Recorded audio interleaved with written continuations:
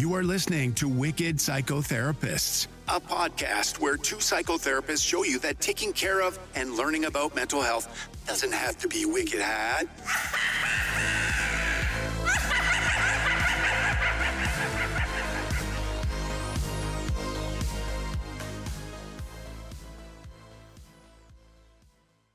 Hey everyone, this is Tanya. Hi, this is Erin, and welcome to Wicked Psychotherapists. So today we are going to be talking about another Winona Ryder classic because we're on a Winona Ryder run.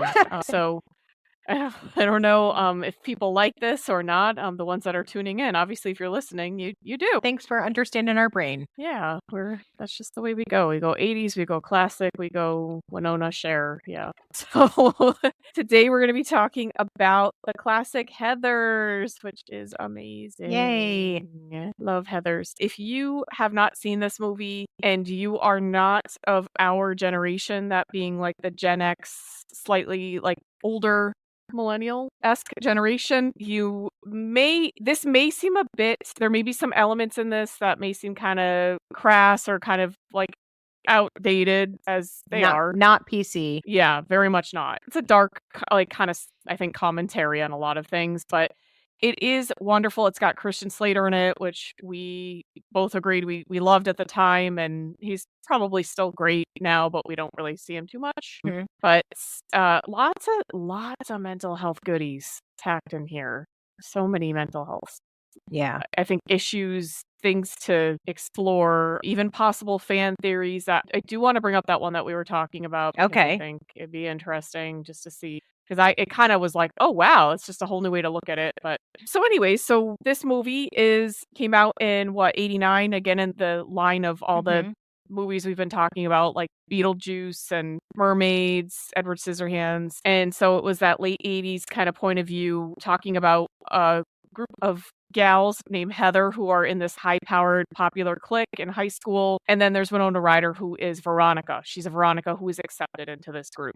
And we start to realize there's like a definite hierarchy to each of these Heathers and Veronica. We start to see all these issues coming in, all these things that make Veronica want to kind of say like, oh, I don't really want to be a part of this, but she still kind of does, and all the things that happen in between. Yeah. I just have to say, the slang in there is amazing. The like, get crucial, what's your damage? Like, the phrasing of like is so 80s, and the clothing is like the big poofy hair. I love that. Yeah. That's something that I And think I always everyone think wearing of. tights with their dresses. Yes, like multicolored tights. Yeah. Oh, I used to that love was the those. time. Me too. Oh They're my coming gosh, back. me too. I've seen them, and so Well, we gotta yeah. get some multicolored tights then. Mhm. I want purple and green. But yeah, so we see, that in the Heather clique, there's 3 different Heathers. They all happen to be named Heather. Yeah. But the one who leads, Heather Chandler, she is kind of always chooses to wear red as like her power color, her chosen color. When they are playing, what's it called, croquet at the beginning, she's always red, kind of indicating she's the one that's in power. She's the one that sets the rules. We also see the other 2 Heathers. One, Heather McNamara, she's yellow. She's kind of more passive, doesn't really know what she wants, just kind of listens and seems kind of depressed, and nobody seems to really notice that. Right. But kind of just follows along. And then Heather Duke, who's played by Shannon Doherty, which is amazing. Right before 90210, I think, right? Right before the original 90210. I don't remember when 902. I feel like it was. I think that came out in like the early 90s, so I think it was probably right before. Yeah.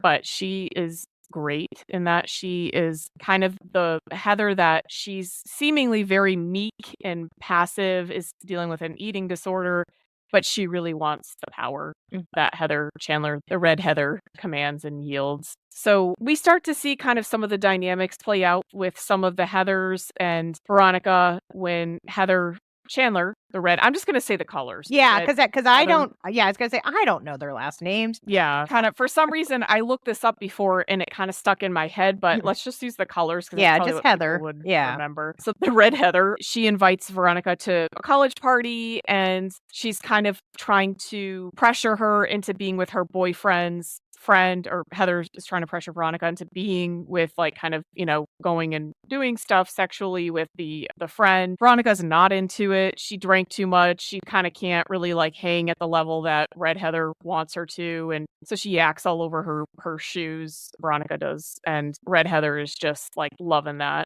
Well, and plus I think her and JD were together by this time too. Yeah, that's another thing is, yeah, exactly. She had met JD, which is a character he's got a lot of layers to him, which is, Christian Slater. But he comes in like a black trench coat. He kind of quotes things from literature like greetings and salutations from, what is it, Charlotte's Web? Yeah, like greetings and salutations. And yeah, he's kind of got like, you could tell he's not a dummy, but he's very much antisocial. He's outside of kind of the norms of everything. And Veronica's very attracted to this. Mm-hmm. Well, why do you think she's kind of like into that? Well, it's complete opposite of everything that she's been groomed and expected, because she's with the popular clique, and she's obviously, I assume her family is very wealthy. So they probably expose her to a certain type of people that they want her to be around, and probably a lot of the upper level jocks and people who are very wealthy. And JD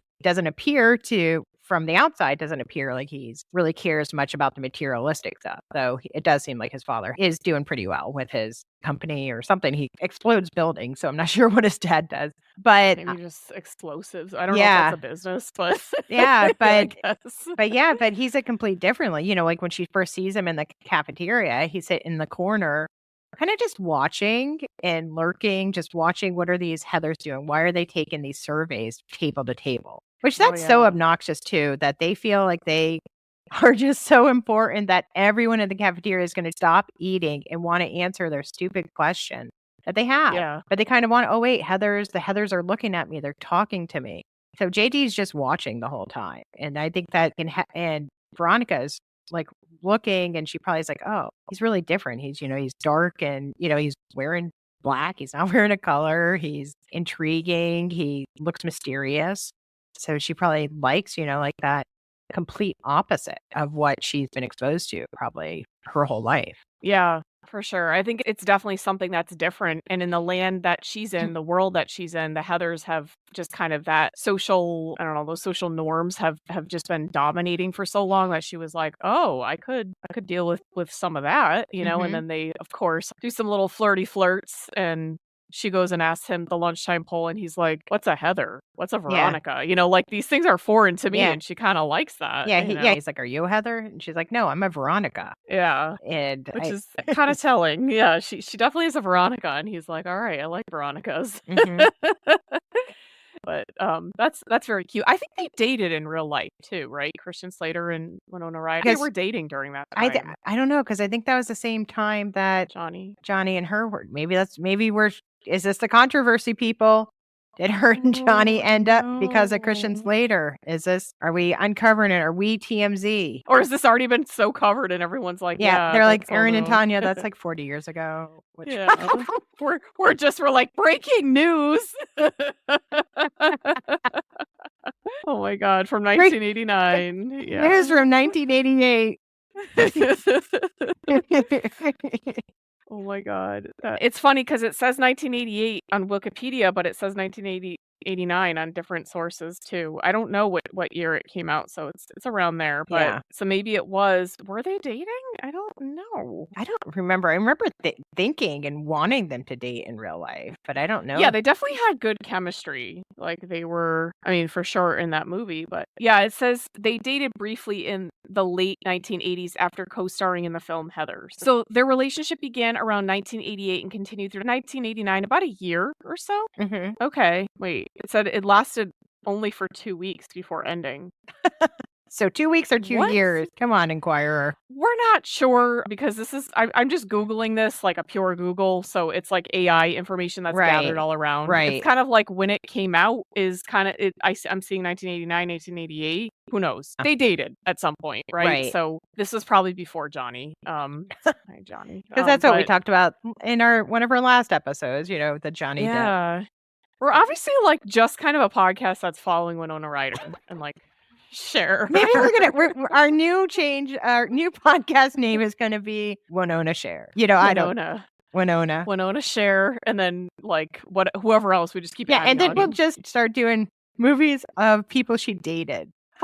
Like Because I just saw she dated Rob Lowe, Christian Slater. Did she really? Yeah. She dated our Rob Lowe? I We know. love Rob Lowe. So We're now yeah. an entity. We love him. Yes. So. Matt Damon. Oh, really? Yeah. So there's quite a few. We're going to do a whole profile. Like, this is basically just a dedication, a love letter to you. Yes, we love you. Yeah. And then we, mental health and stuff. Yeah. I mean, it will. Too. We're not going to forget that part of it. The Wicked Winonas. Oh my God. That's our name. Like, whenever we get into obsession. We become obsessed. Because it's all going to be in the 80s. Like, it's all going to originate from there. Well, it's all women. It's strong women. It's, it's great actresses. They've left an impression. Yeah. Mm-hmm. So there's definitely a draw between JD and Veronica, as there was in real life, and they start to date, and this kind of conflicts with how Veronica acts, and the Heathers are kind of like, oh, where's Billy the Kid, kind of thing, and they kind of notice that she's spending some time with him, and she's introduced to some new elements, right? Because he kind of starts to question, like, why do you have to do these lunchtime polls? Or like, why do you do this? And Veronica's kind of like, well, because they're, this is kind of how she does it. And, this is kind of how we do things. And he's like, but why? He kind of has her questioning that, even though she's kind of on the verge there herself. Yeah. Like that's why she's attracted. Yeah. Because I think the first question was sometimes about aliens or something else. And it's like, who really, let me just answer this question. Because Heather is asking it. Yeah, you kind of see this established, like everybody knows that they set the trends, these Heathers, and all their like dumb jock boyfriends, right? There's the stereotypical jocks that are in there, Kurt and Ram, which we have more to talk about with them later. But they, they're like, they set the standard, and JD is very much like F the standard kind of thing, like that's just not for me. And why should you, question it? And anarchy and this and he even like gives that book to, do you remember he gives the book on like anarchy, and he's like, I need your strength to Heather Duke. Yeah. Like to kind of be like, you become this you should become the new Heather. He's like trying to incite chaos. Like and then she takes it. She bites into it. You've probably already watched Spoilers. Spoilers. Hopefully you've watched over it. 30 years ago. Yes. Yeah. But yeah, and so after a while, there's after the Remington party incident where, Red Heather's basically like, I'm going to, damage this is going to like ruin your whole reputation. You couldn't hang this. You're going to go back to like playing with like your nerdy friends kind of thing. That's where I found you. Veronica kind of says like she's, hey, this is what's going on. And JD's kind of, probably pissed that like, hey, that's my girl, first off, but like also we can really get her back. Yeah. And Veronica is like throughout the whole movie is like angrily writing in her diary, which again, that's a Winona Ryder thing. It seems like every director is like, let's have Winona write in a diary or Mary. She's a good introspective, introverted person it'll benefit her character. Yes. Yeah, it definitely does. So we're here for that. But it does seem like she starts talking about like that she, Heather dead and, she's just writing this. And then JD climbs in the window and then she's raw and upset. And so they start talking about it. It's like, all right, let's make it happen. Let's get her sick because they know that she's sick from drinking too much at that party at home. So then he kind of convinces her, which is like one of those manipulations things too. It's like one of those ethical things with, Veronica. She sees JD pour the Drano or whatever it is into a mug. And she's like, oh, no, we just want to get her sick with orange juice and milk and make her throw up. Wouldn't that be funny? And like she's thinking more kind of like, oh, like something gross or yucky, like to make her just like feel gross and like know that she ingested that. Right. And he's like, oh no. And then she accidentally grabs the poison one. He doesn't stop her. But also she had to have seen it when she opened the lid because it's bright blue. So it's not, like orange or whatever color the orange and milk was. Well, I think it was kind of like, I don't know if she saw that, but like I think she had the sense that JD was kind of not joking. Yeah. You know, like she kind of, and there was a part of her that was like, hey, I kind of deeply want this, but I don't think she wanted that. Like, Yeah. I don't think she wanted to act it out, but she did hand her the Drano. And this is where that odd fan theory comes in that I never thought, that I thought was kind of interesting, that this is not to say this is true. This is just kind of positing like a what if we looked at it from this angle kind of thing, that JD is a figment of Veronica's imagination. And that like he's kind of the angry part that can act on these things that she actually really kind of wants subconsciously, but maybe can't really fulfill, sort of thing. Yeah. Very Fight Club vibes there. Yes.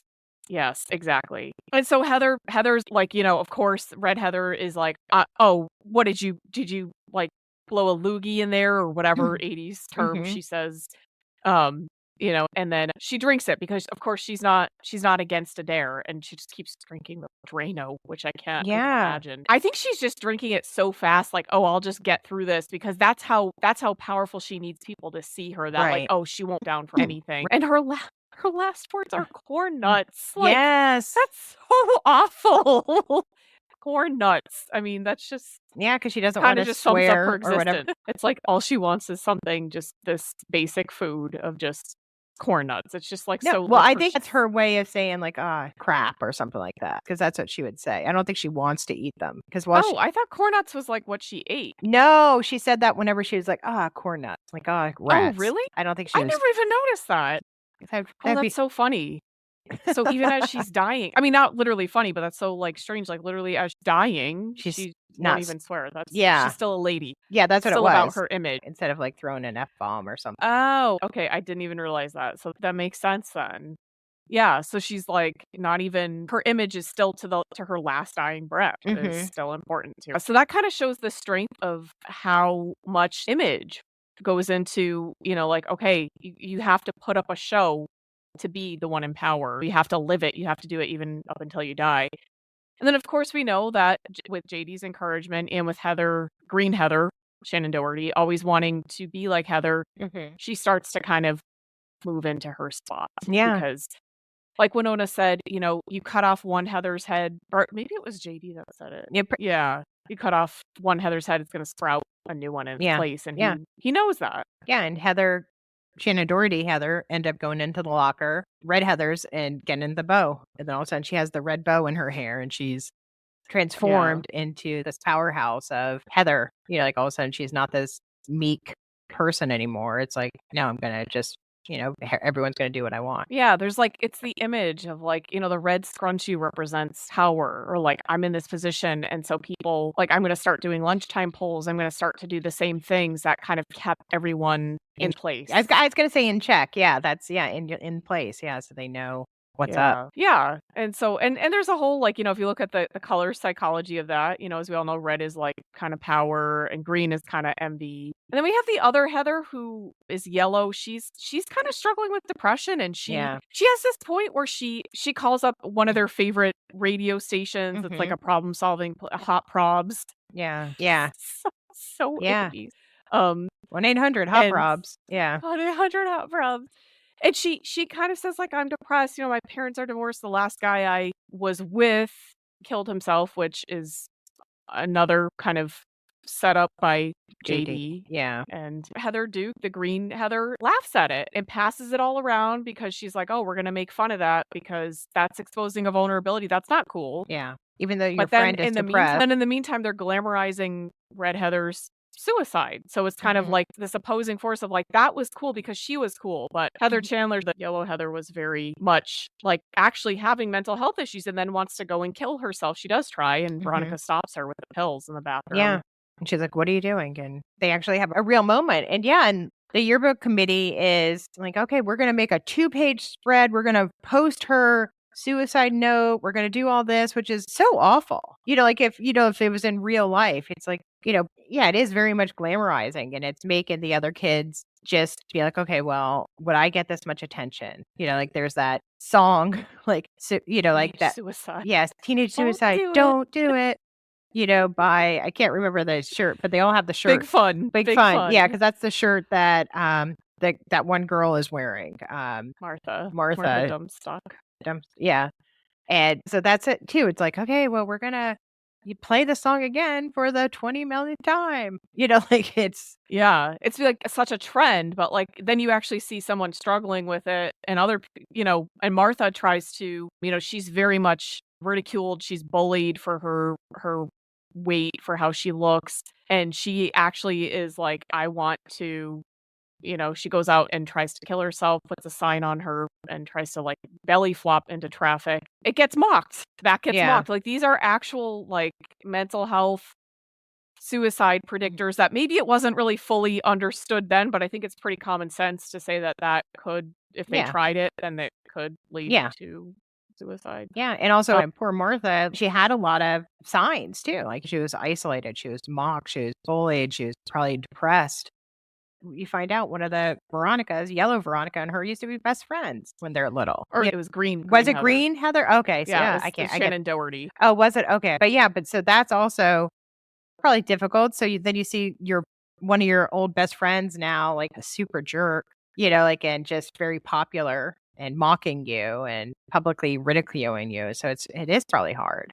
Yeah, and it was kind of like Veronica's friend Betty Finn, and I think Veronica still is like, "Oh, hi, she wants to be friendly with her," and then Red Heather, when she's still alive, is like, "What are you doing? That's like social suicide." And, you see all the setup of these rules, then you see with JD how he kind of sets up and manipulates Veronica into basically murdering, the Red Heather, and then the two jocks, Duke and Kurt and Ram. But you also see that there's a small part of Veronica that kind of knows, and JD calls her out on that. Yeah, that, like what? Yeah, like with the this guys. is kind of what you want. Yeah, because the guys, like he said that, oh no, they're blanks. It's different than blanks. It's these other type of bullets that These German bullets. Yeah, these German bullets that it's like what? That doesn't even make sense. That they'll be sedated for a little bit. It'll look like they're dead, but they're not really dead. So, and then when she shoots one of them right in the neck, she's like, oh my gosh, I don't think he's waking up. I don't think he's okay. And then he runs down and kills the other one. And after it's all done, she's like, we really killed them. Or, he's like, yeah. He's like, I think you knew that the whole time. You just wanted to believe what you wanted to believe, which a lot of times we do. And, and their relationship is so toxic. And he's very good at manipulating her and manipulating what the truth is and finding her weaknesses and her vulnerabilities of, oh, well, she's upset at these guys. So how do I, turn her anger into something that I want to do? Because he probably is like, ugh, I hate these jocks or I hate these types. This is my 7th school I've been to in a couple of years. I know how everybody is, because he keeps saying that. He's like, I different schools, same type of people. So he could be acting on his aggression for, there's probably been other people like Heather in different schools, the other type of jock. So he's probably, always been ostracized and just like, I want to seek revenge on this. Yeah, he knows the roles and he's very much decided, I don't want any part of it. In fact, I want to actually at this point destroy it. And this is how I'm going to do it. And he's got his own backstory, JD. You see the interactions with his dad. It's very odd. It's very, as you pointed out, very disconnected. The dad talks in a point of view from like, hey dad, here's my girlfriend. And he speaks for him. It's kind of like how they let their needs be known. They have a very bizarre way of communicating. We learned that his mom, first it says like accidentally got blown up by one of the dad's explosives in a building, but then he realized she did it intentionally. JD is aware of that. So he's probably pretty messed up from that. Probably some resentment, some disconnect, major struggles moving from school to school and not feeling like he's accepted and just seeing the same roles over and over again and being like, what is the point of this? This is so stupid. But it's actually kind of turned him, to a point that we wouldn't call healthy, right? To deal with it. It's actually kind of I thought of this, the trench coat kind of reminds me of Columbine. Yeah. They wore the trench coats and that was, about 8 years later or so, 90, 97, 98, 99. Late 99, I think it was. So maybe like a decade later, but kind of that feeling of like the ostracized person, they get so angry and they start to come up with different means of some people can be pushed to their limits and we don't really know what that looks like for everybody. And what the signs are and why. And, JD, definitely probably had some antisocial, I don't know, personality. I don't know if it was personality disorder or what was happening, but definitely had traits. definitely had traits. He had the trauma of his mom. He probably knew in his heart that it was his dad's fault. And that's probably why he was very cold and distant. And his dad also probably separated himself from JD because of maybe JD reminded him of his mom. Who knows? And Yeah, the layers to yeah, that. there's a lot of layers to JD. And he found Veronica. He probably was like, oh, here's someone. She's pretty. She doesn't really fit into, she's not a Heather. So she doesn't really Mhm. fully fit into that group. She's there, but just on a string because her name isn't Heather. So they're just kind of let it, and they keep reminding her too. You weren't always cool and popular because of us, because of me. Mhm. You are. And he Right. probably sees this too. Yeah. Yeah, the fact that she doesn't dismiss him, like, she wouldn't just be like, "Oh, whatever," like, she actually kind of engages, like, she's intrigued by him, and he Mhm. knows that. He's very manipulative, he can pick up on that very quickly, he's a smart person, Yeah. and I would say he's also kinda sociopathic too. Yeah. He seems to not really care that he's killing these people. You have to also think about like how the administration is acting around all of this. Like when all the, students are killing themselves or, they're talking about like, oh, well, the popular ones or the pretty ones and the annoying hippie-ish teacher. I don't know what role she has, if she's an English teacher, if she just is just floating around the teacher's lounge, but she then makes everyone like hold hands, do this kumbaya type of thing, and just all right, She's exploiting it, oh, very look, the news exploitative. cruise is here now, and we're Yeah. all in this. It's so it wasn't really because she wanted to help heal the kids. It was how can I have my 15 minutes of fame? Yeah, and, like, look what I'm doing to help with this, like, look at my part in this Yeah. trend, and lock your paws, the cameras are here, kind of so even you see even the teachers getting in on it, and it kind of brings you back to high school, and you remember what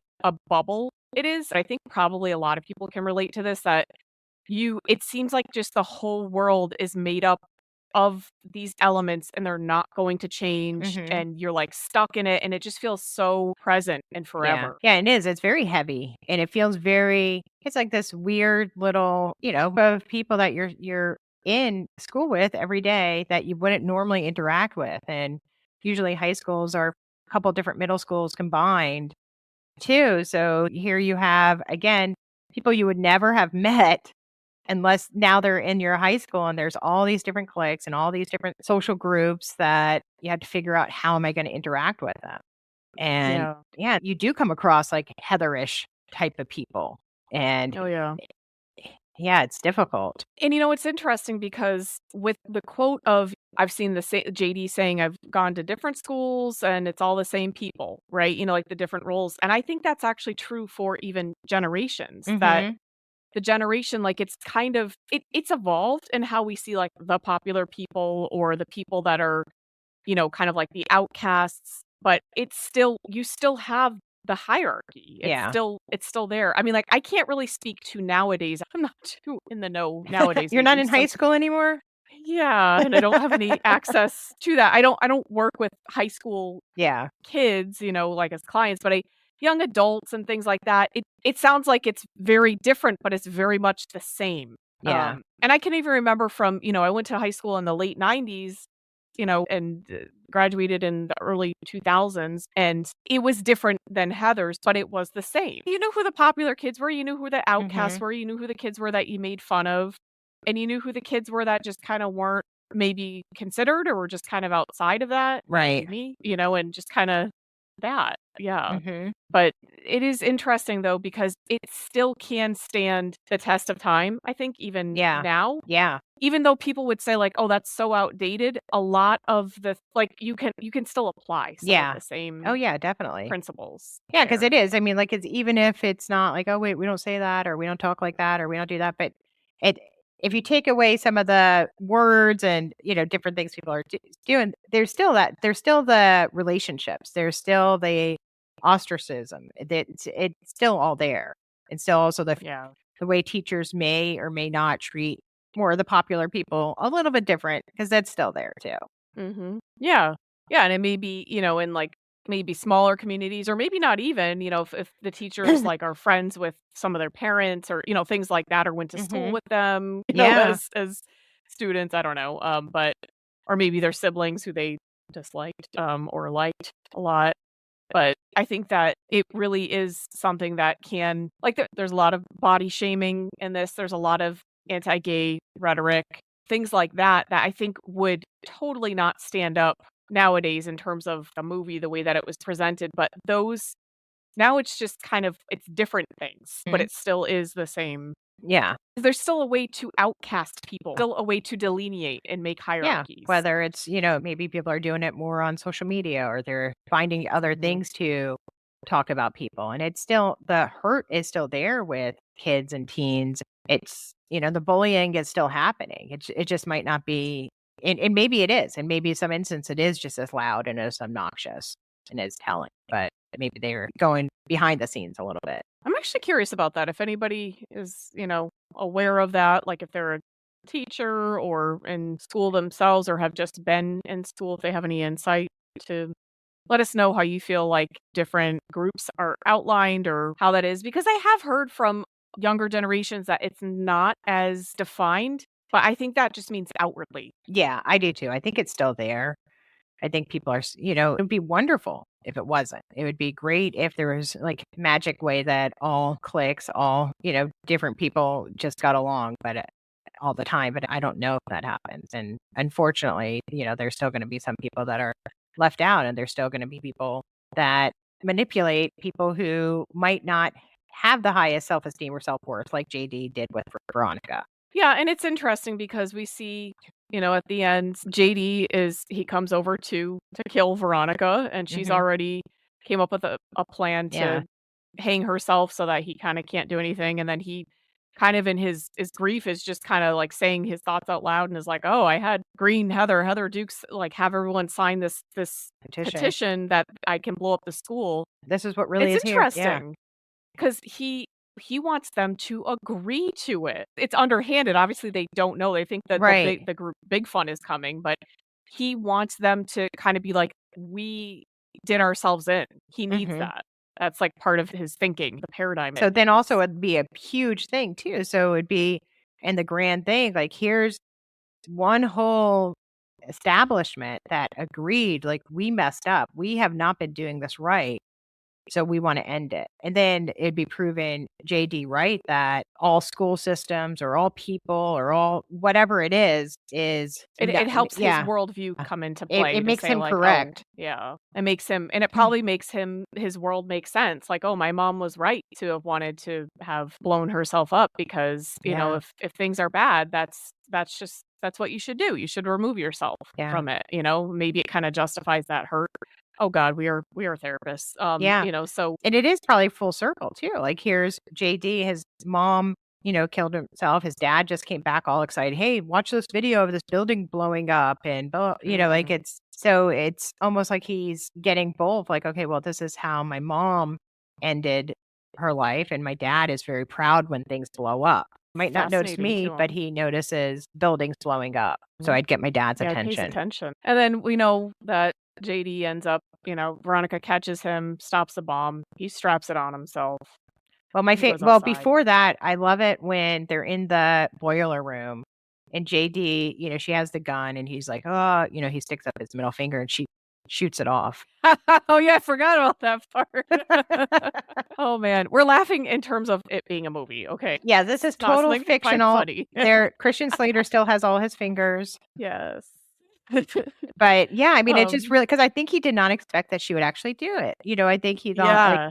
and she did, and he's like, oh, then she shoots him again and leaves and I guess diffuses the bomb or whatever she does because he tells her what button to push. And it's just, yeah, then he comes out and yeah, like a real crazy move. He has the whole bomb strapped to him. Well, I think he realizes at that point, hey, it's actually me. I got to get rid of me. I'm the Oh, one that's I not, should have been suspicion. Yeah, he I should. need to Yeah. kind of thing. There's Wow. a hatred and guilt and shame and probably just like, this is probably for the Yeah. best. He maybe sees that with some of the things that Veronica does Yeah. and says. That's kind of deep, isn't it? He's been trying to fix everything else, erase everything else, but he actually is the one who wanted to fix himself or have himself out of the picture. Yeah, it's his own kind of like he has to get out of his own way Yeah. in that regard. But that's really sad, obviously. But I remember being like, oh man, he doesn't have to like blow himself Don't do up. it. And like you're young, not me. I don't think Christian Slater in this movie is cute, but young me did. I loved Winona is just like, okay, she just puts a cigarette in her mouth and just, all right, do it. Like I'm not even going to be upset that you blow yourself up. And Yeah, then she kind of knows that has to happen. yeah. And then so she said she's all burnt up because she's so close to when the bomb blows up. And then she goes back into the school and just takes them. Yeah, just kind of calmly is just like, that's what just happened. They're all in a pep rally. They hear this bomb go off and they have no idea they were just seconds away from all being blown up. Yeah. And, and then Veronica goes and grabs the red scrunchie from Green Heather, Shannon Doherty, and she's like, Heather, my love, there's a new sheriff in town. And which is kind of ominous. It's kind of, she goes and talks to Martha Dumpstock and, says, let's make plans for prom. So you're kind of like, is she going to yield the power? Like, is she going to say yield the power in a good way? Or is she going to end up just turning out the same? No. See, I feel like her move right away, getting that from Green Heather, and Heather's like, what? Then instantly going to find Martha, the person that everyone in the school agrees, like she's the lowest on the totem pole. So, now Veronica, who is now like head Heather, I guess, because she has the scrunchie, is showing everybody it's okay to be kind to other people who are being bullied or might be different.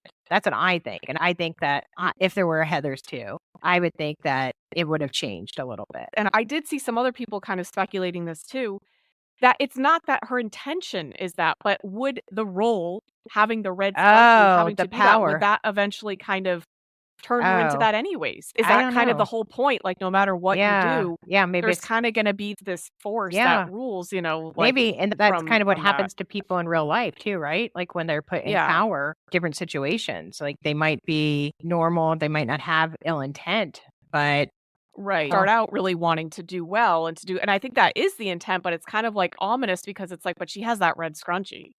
She has that kind of, I don't know. And so you kind of don't really know. And I think that's kind of a thinking point of like, is this just a thing that in groups, is this how people are defined in high school? Is this something that's needed for boundaries, for people to find themselves? Like there has to be kind of a hierarchy, is that kind of, I don't know. I guess that's kind of thinking really beyond it, but I don't know. That kind of always was a little bit ominous to me because I was like, oh, but she's still got the red scrunchie. There's still some power to that. There's still some symbolism. And I was thinking too, maybe she just took it because she's like, I don't want you to have it. You're not, and who knows if she ever. Yeah, I think that's the intent. I think that absolutely is. It's just about what does it evolve into? Yeah. What does it go into? I think she absolutely has good intent of like, oh, let's be friends again. Let's not like be worried about how we appear, but how is that going to turn out? I don't know. Like, maybe she just gives it to Martha.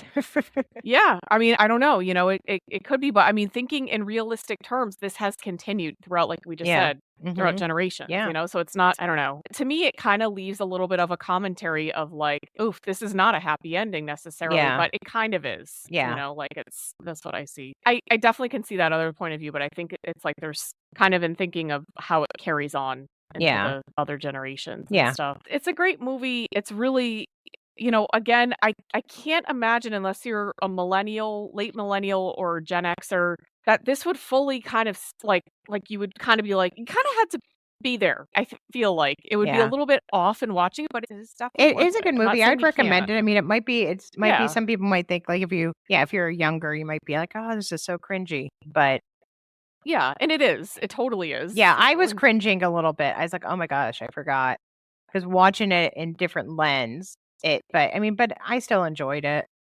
There were parts, like again, it's really fun. I find it fun. Rewatching movies that I watched a million times when I was younger. That's such a disturbing movie to watch over and over. But I did watch it a lot because I just. That's actually the reaon why I didn't watch it again, because I was like, oh, I just watched it like last year, and I was like, I can't watch it again. It's pretty, especially because there are some parts you're like, but yeah, I mean, it's still really good. Yeah, no, it's a classic. It really is kind of a little bit like Mean Girls, but with a darker twist.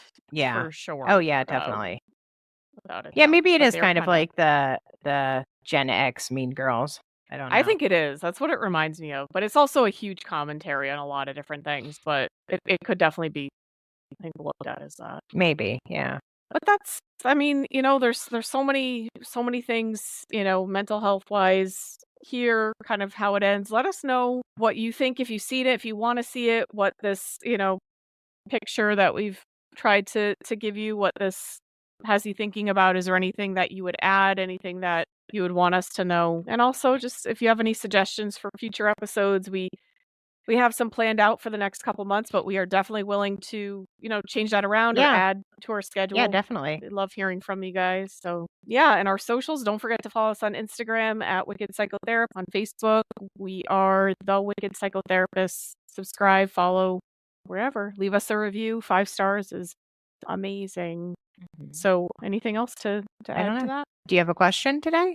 Oh, that's right. I forgot about the question. Okay, so if you were given the chance to have the red scrunchie, right, at your high school or maybe in Okay. this fictitious Westerberg High or whatever, what changes would you make, or if any?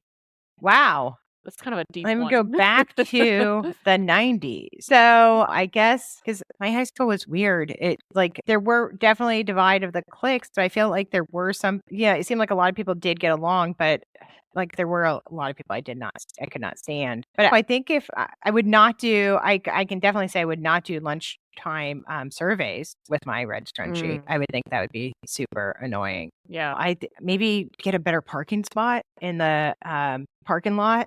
Because we just had the lot that we'd park in, but it'd still be juniors and seniors would park. Sometimes the juniors would park where it'd be so annoying, when you're older. But I don't know. I don't really know if I would do anything with my group of friends or anything like that as far as punishing them or making them do stuff or making other people do anything. I can't think of anything except getting a better parking spot.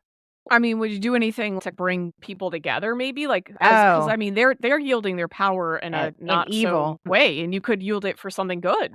Maybe. Or I something mean, that connects people. that could be. I mean, maybe combine the, maybe more what Veronica what I'd hope she'd do, is to lead people together. But yeah, I think maybe that might be good to try to figure out, to have people sit together in the lunchroom. That might be something, because that's where it always seems like probably high school and middle school is lunch is the worst. It's where do I sit? Who do I sit with? Am I going to sit on the stage? Am I going to sit here? Am I going to go outside to sit? Because we had an open campus. So it's where do you can sit outside, you can sit in the cafeteria, you can sit on the stage for, the cool people sit on the stage or, certain people.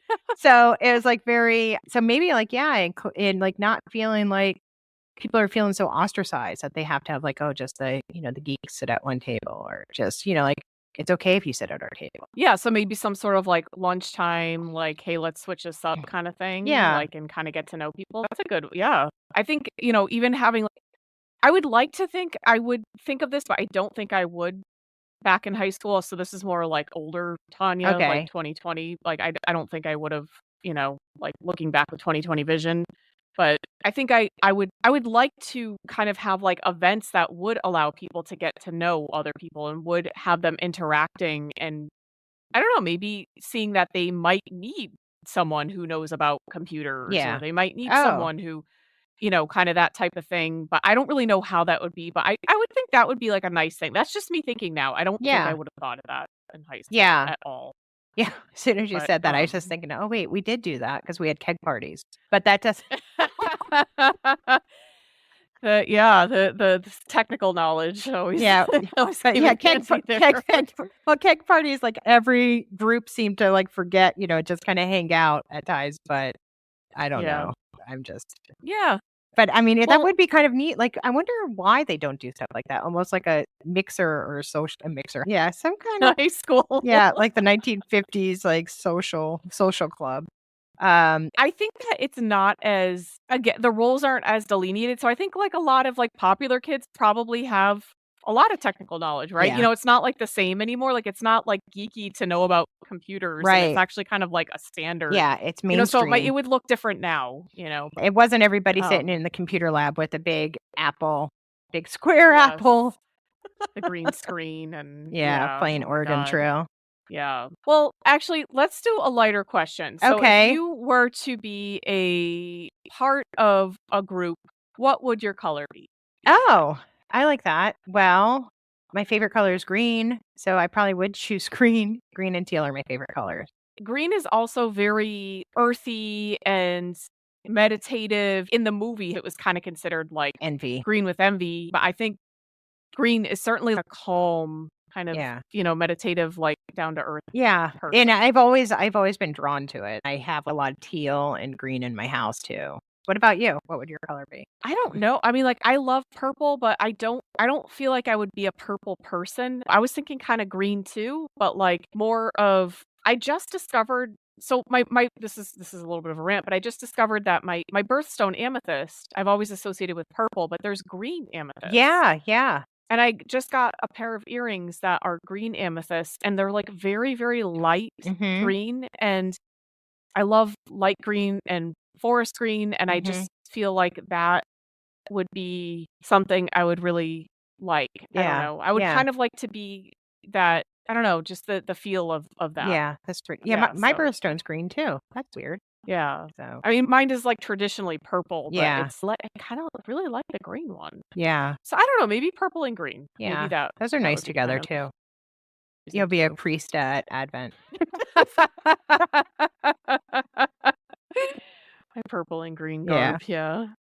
I guess maybe that's my destiny. I don't know. Yeah, maybe you're going to become a priest, a Catholic I priest. really, really doubt that. But yeah, seeing as how I still don't think they even allow female priests. I don't know. I know Episcopal does, but I don't know. Yeah, I don't even know. And I definitely was never on that path. So, All right.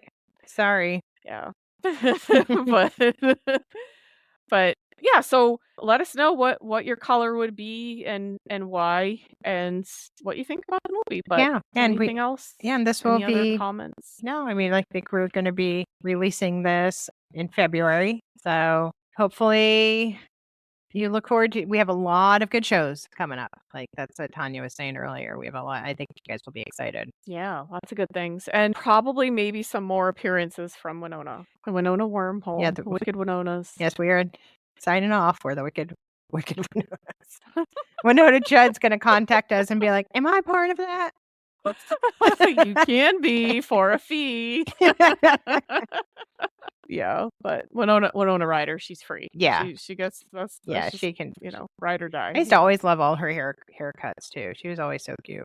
Like every Oh, hairstyle yeah, she's had, yeah. she always looks good. I remember when I was younger, like probably in my early 20s, somebody told me I looked like Winona because I have pale skin and dark hair. I Yeah. think that was the only. It's like, oh my gosh, that's the best person to be compared to.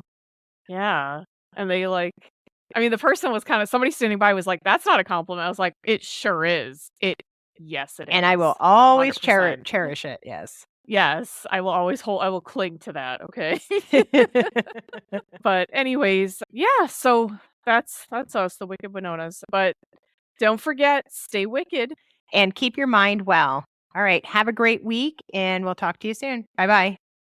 Bye, guys.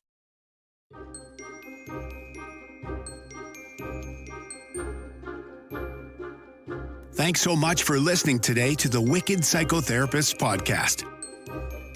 Be sure to like and follow us on Apple, Spotify, and Amazon, or wherever else you listen to your podcasts.